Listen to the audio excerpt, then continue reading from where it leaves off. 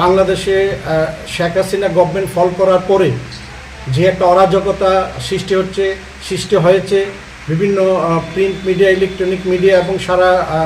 Indian বিভিন্ন news এবং world নিউজে আপনারা সেটা দেখতে পাচ্ছেন, আমরাও দেখতে পাচ্ছি। গত কিছুদিন হলো আমাদের বিভিন্ন ডিস্ট্রিক্টে, বাংলাদেশের যতগুলো ডিস্ট্রিক্ট আছে সমস্ত ডিস্ট্রিক্টে হিন্দুদের উপর একটা বিশাল বড় অত্যাচার আরম্ভ হয়েছে। হিন্দুদের বাড়িঘর লুটপাট, দোকানপাটে লুটপাট, বিভিন্ন বাড়িতে আগুন জ্বালিয়ে হিন্দুদেরকে একটা ভয়ভীতি এবং বিভিন্ন মারধর করে এদেরকে একটা বিশাল খারাপ পরিস্থিতি তৈরি করে ফেলেছে এবং বিভিন্ন নারীদেরকে ইজ্জত নিয়ে ওরা ছিনিমিনি খেলছে। আমরা এবং গভর্নমেন্ট অফ ইন্ডিয়াকে এবং গভর্নমেন্ট অফ ত্রিপুরাকে আমরা একটা বার্তা দিতে যাই, তারা যেন বাংলাদেশের যে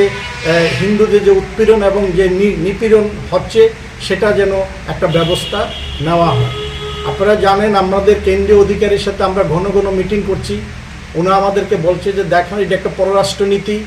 এক কান্ট্রি আরেক কান্ট্রির ব্যাপার, সেখানে গভর্নমেন্ট অফ ইন্ডিয়া ব্যাপারটা লুক আফটার করছে এবং আমরা প্রচণ্ড প্রেশার ক্রিয়েট করছি গভর্নমেন্ট অফ ইন্ডিয়াকে যাতে হিন্দুদেরকে একটা সেফ সাইডে নিয়ে যাওয়ার জন্য এবং যাতে অত্যাচার না হয় এবং নিপীড়িত যাতে না হয় তার গভর্নমেন্ট অফ ইন্ডিয়া যেন বাংলাদেশের যে বর্তমান যে নতুন গভর্নমেন্ট গতকালকে ফর্ম করেছে ডক্টর ইউনূসের নেতৃত্বে, ওনাদের সাথে কথা বলে হিন্দুদের জানমাল সম্পত্তি হিন্দুদের যেন রক্ষা করা হয়।